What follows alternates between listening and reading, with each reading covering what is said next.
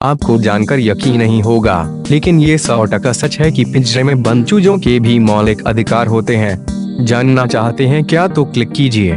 देश में पशुओं व जीवों के प्रति क्रूरता को लेकर सुप्रीम कोर्ट तथा विभिन्न हाई कोर्ट में दाखिल याचिकाओं पर कानून को परिभाषित किया जा चुका है।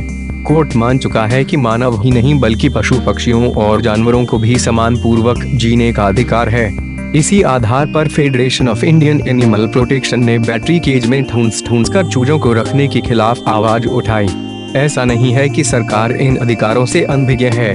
केंद्र सरकार को animal welfare board of India से एक पत्र प्राप्त हुआ था, जिसमें उन्होंने बताया था कि सभी राज्यों में अंडे देने वाली मुर्गियों को सारा साल तंग पिंजरों में रखा जाता है, जहां उनके लिए इधर उधर जाने की जगह भी नहीं होती है।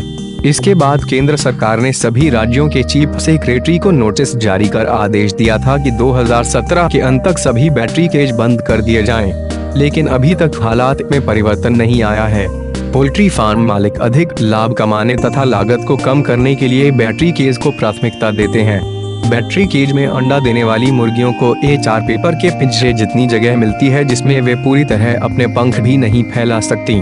बैटरी केज व्यवस्था के कारण कम स्थान में चूजों को इस प्रकार रखा जाता है कि उनके रखरखाव पर कम से कम खर्च हो। यह था मामला। Federation of Indian animal protection ने हाई कोर्ट में याचिका दायर कर मुर्गियों को बैटरी केज में रखने को क्रूरतापूर्ण बताते हुए इन पर रोक लगाने की अपील की थी। इसमें यह कहा गया था कि मुर्गियों को ऐसे रखना prevention of cruelty to animal act 1960 का साफ उल्लंघन है।